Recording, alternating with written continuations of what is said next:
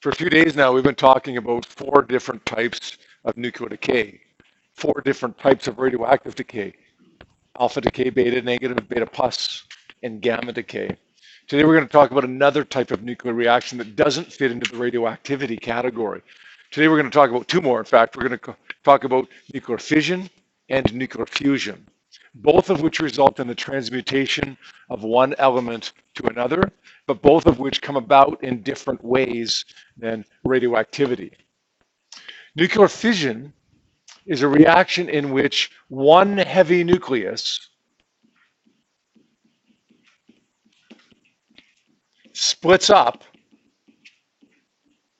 into 2 or more lighter nuclei. Now, although this can happen naturally, we could call this an artificial transmutation reaction as well, because we can make this happen. In fact, we do every day. We make this happen in nuclear power plants. We also make this happen in nuclear weapons. Essentially the same basic principle, just manifested in different ways. Here's an example of a nuclear fission reaction where you can see uranium-235, one heavy nucleus, is splitting up into 2 lighter nuclei, in this case, krypton-92 and barium-141. Now, notice there's also some neutrons in the mix here, on the left side and on the right side, and they're really important. It's critical to have those neutrons there. But in determining whether it's fission or fusion or radioactivity, alpha, beta, gamma, whatever, we're not going to pay any attention to those neutrons. If we have, in the absence of the neutrons, one heavy nucleus splitting up into 2 or more lighter nuclei, we're going to call it nuclear fission. Now, in addition to those 2 lighter nuclei and the neutrons that are produced, you can see there's also some energy produced there. Looks like a whole lot of energy, right? 200 mega electron volts. If this is going to power a city or destroy a city, as the case may be, then that must be a lot of energy, right? Anytime you see the word mega, it must be a lot. Well, this isn't actually a lot. 200 mega electron volts is maybe enough energy to move a speck of dust. So how did the Americans destroy Hiroshima in 1945? How do we generate electricity using nuclear fission reactions if this is enough energy to move a speck of dust? Yep.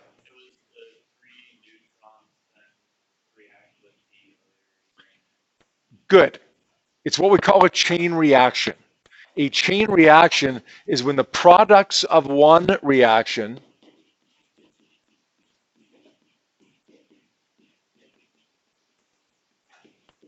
become the reactants of the next reaction.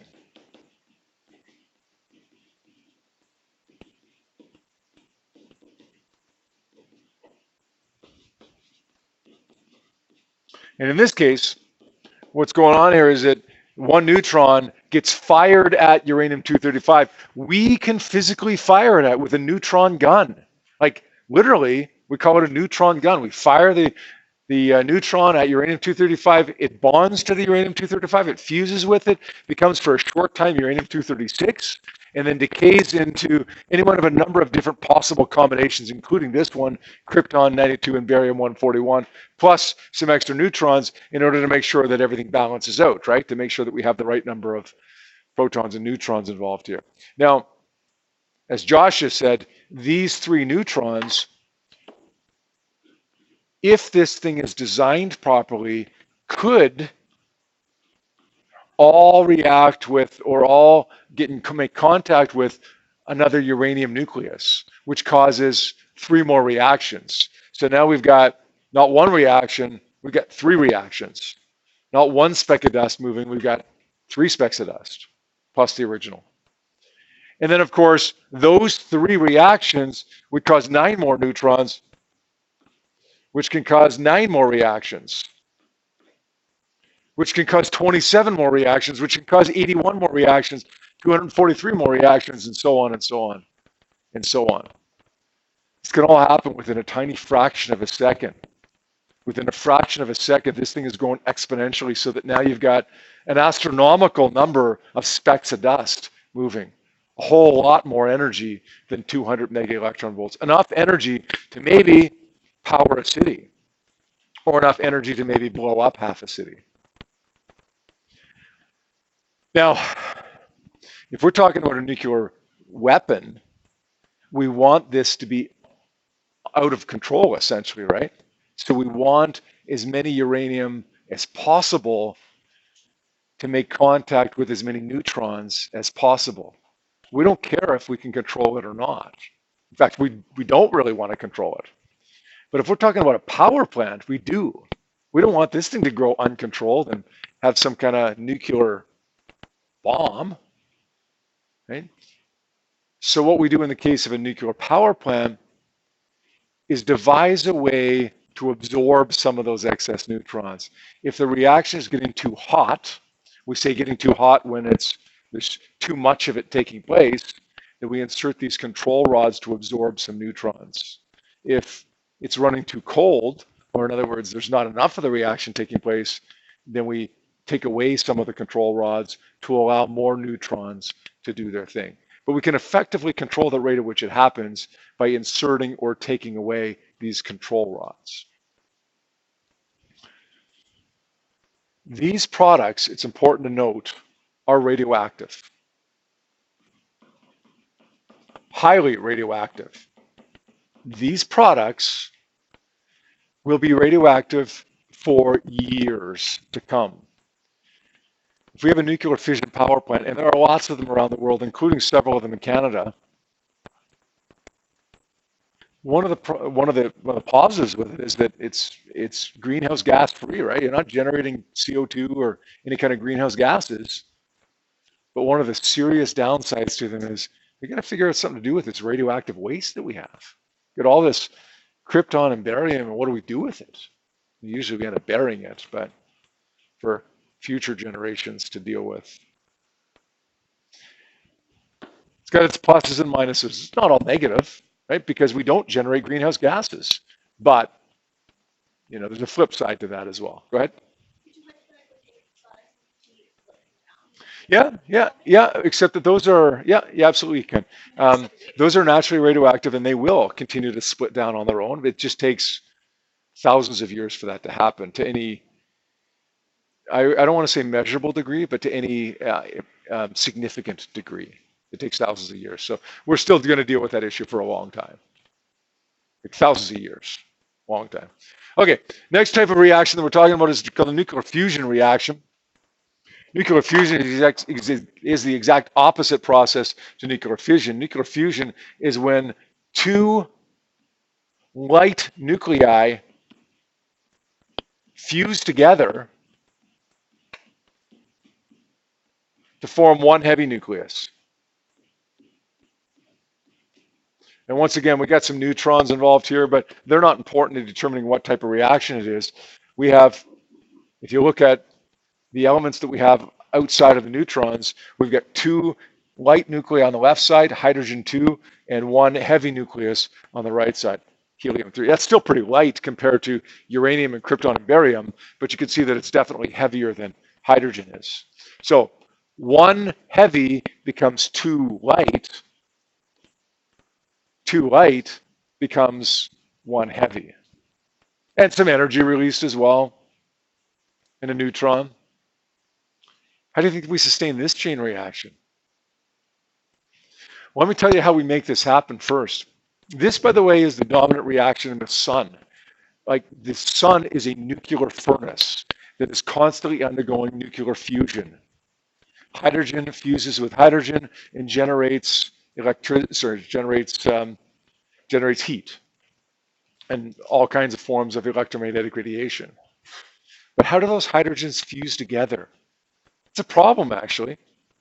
Hydrogen is positively charged. That is, the nucleus of hydrogen is positively charged. So when these guys get really close together, they start repelling each other, like a lot. As R gets smaller, F gets exponentially bigger, the force of repulsion. So what has to happen here is that we have to pump a fair bit of energy into this in order to cause these hydrogen nuclei to overcome the force of repulsion and fuse together. In the sun, you got a natural source of energy there to cause these hydrogen nuclei to fuse together. That's heat from the sun. In the case of the hydrogen bomb, it was developed in 1952, 7 years after the end of World War I, or sorry, after the end of World War II. The energy that went into allowing this to happen was actually generated by a fission reaction. So they actually had this taking place not as the main point of the weapon, but this took place to generate energy to kickstart the fusion reaction, to cause the hydrogen to fuse together and form this energy. Why would they do that? Because this ends up being more destructive. This ends up generating more energy. But you got to be careful with that analysis for a second. This, if we look at just reaction for reaction, this reaction versus this reaction, fission versus fusion, the energy of a fission reaction is greater than the energy generated in a fusion reaction. Which, let me create a little bit more space there. The energy in a fission reaction is greater than the energy in a fusion reaction, which of course is greater than the energy that would be generated in a chemical reaction. Much greater than the energy that would be generated in a chemical reaction. But, if you compare apples to apples, not one reaction, but rather per kilogram. Okay, if you look at one reaction for each one, you will see that fission generates more than fusion, which generates more than a chemical reaction. But if you look at per kilogram of fuel, say for instance you have 50 kilograms of uranium, you have 50 kilograms of hydrogen 2, then fusion will generate way more than fission, which will still generate more than a chemical reaction. Does that make sense, what I just said? If I take a single reaction, fission generates more. But look at what you got in a single reaction of fission. I got uranium-235. That's huge compared to hydrogen 2. Fission will generate more in a single reaction than fusion. But if you compare apples to apples and take a kilogram of each, then fusion will win out by a long shot. So that's why the Americans in 1952 developed the H-bomb, is because given the same amount of material, it generates way more energy. Now, here's the one thing to consider here, though. We said the products of nuclear fission are highly radioactive, highly dangerous. The products of nuclear fusion are radioactive, but they tend to decay so quickly that we're back down to normal background levels of radiation in almost no time. So we usually say that the products of nuclear fusion are relatively harmless. Shortly after the reaction has taken place, there's no radioactivity to speak of. At least no radioactivity beyond what we're exposed to right now in this room.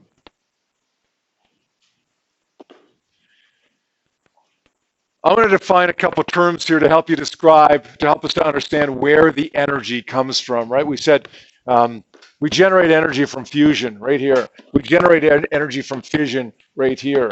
And it doesn't seem like a whole lot of energy until we have a chain reaction taking place. And then it ends up being a lot of energy. But where does that energy come from?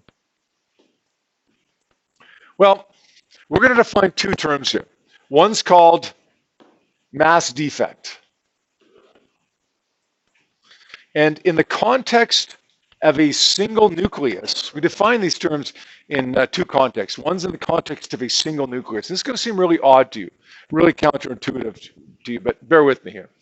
In the context of a single nucleus, like I've got carbon 12. Oops, other way around.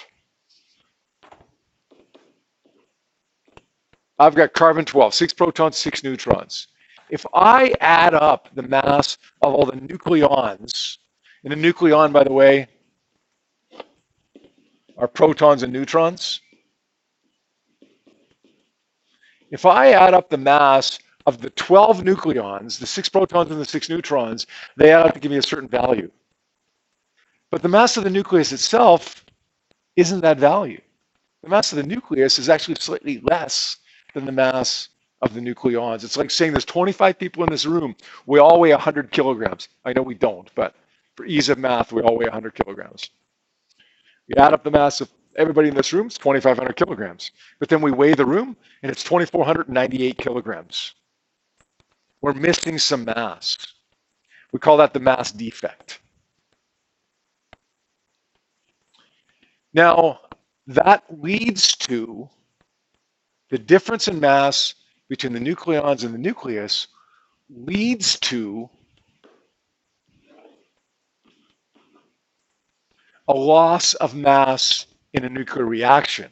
In a fission or a fusion reaction, the mass of what we end up with, the mass of the daughter nuclei, or the products, if you want to call them that, is going to be less than the mass of the parent nuclei, or the reactants, if you want to call them that. So because of this wacky thing that happens within a nucleus, the mass of the nucleons being a little bit heavier than the mass of the nucleus itself, we end up getting in a nuclear reaction a little bit of a loss in mass. Mass disappears. If you go back to this fission reaction, the mass of uranium-235 is something. The mass of krypton and barium and the neutrons are a little bit less, not much, but a little bit less. Fusion reaction, same deal. Here's the mass of the hydrogen. The mass of the helium and the neutron are just a little bit less. We lose mass, and we call that mass defect in the context of a nuclear reaction. Where does it go? It goes to energy, right? Einstein, energy mass equivalence. If you lose some mass, it's got to go somewhere. We're calling it now the law of conservation of energy / mass. It goes into energy. We're going to define the binding energy in the context of a single nucleus as the energy that's required to take apart a nucleus. And that's really what we have to do when we have a nuclear reaction, right? Just take apart a nucleus and reassemble it. But here's the important one. In the context of a reaction, the binding energy is the energy that gets released in that reaction. And if we've found the mass defect, then we can find the binding energy, whether it be the energy that's required to disassemble the nucleus in the context of a single nucleus, or whether we're talking about the context of a reaction where we lose mass in the reaction from parent to daughter nuclei. We can find it either way by multiplying the mass defect by the speed of light squared.